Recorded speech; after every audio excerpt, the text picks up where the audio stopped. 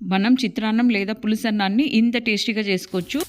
కడాయిలోకి కొద్దిగా ఆయిల్ వేసిన తర్వాత మినపప్పు, శనగపప్పు, పల్లీలు, ఆవాలు, జీలకర్ర, ఎండుమిరపకాయలు, కరివేపాకు, కొద్దిగా పసుపు అయితే వేశాను.